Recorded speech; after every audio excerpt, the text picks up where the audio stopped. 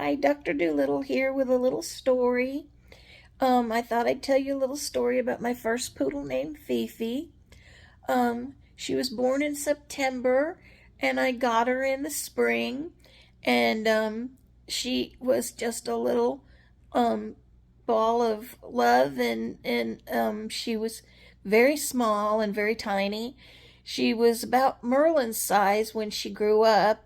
She had very long legs, and when she finally got to be full size, she was supposed to be a toy poodle, and both her parents were toy poodles. She was the runt of her litter, and she grew a half inch over being a toy, and so she was, even though she was registered as a toy poodle, I never could show her in like shows or anything like that because she would have measured too tall, and so she wouldn't have been able to meet AKC standards or anything like that. But she was very pretty.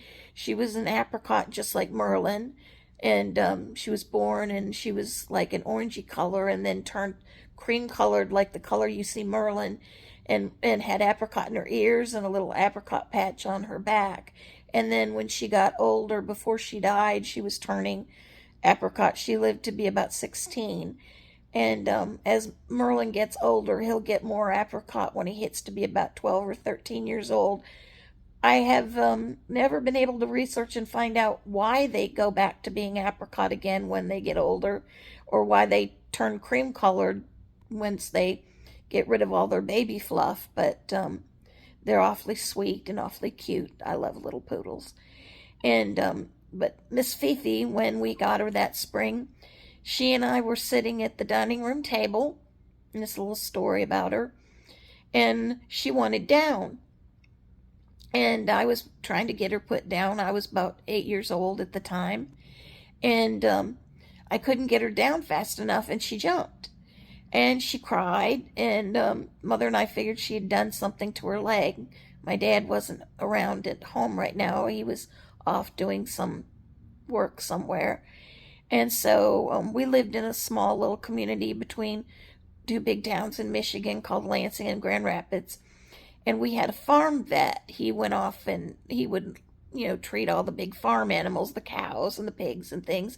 And he also took care of all the little domestic dogs and cats and things in our town. So you could call him up just about any time, and get something taken care of. So Mother called him up and he said, yeah, bring her by and we'll take a look at her.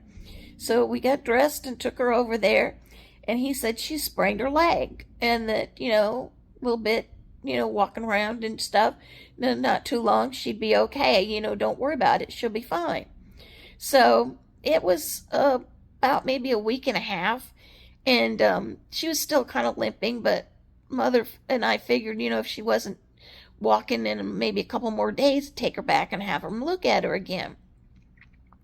So one day, I wasn't home yet, and Mother was walking down the hallway, going back towards the bedrooms, and Fifi was behind her. And Mother, for some reason, decided to turn around. Must have forgot something or some reason like that. And she looked down, and Fifi was walking on all four legs. And Mother looked at her and went, "What? Well, look at that. What are you doing? I thought you were still hurt." And all of a sudden, Fifi lifted up her left leg, and it had been her right leg that had been sprained. And Mother said, "You just lifted up the wrong leg. That don't work." And Fifi looked at Mother, put her left leg down, and all of a sudden lifted up her right leg and started swinging it like it was hurt.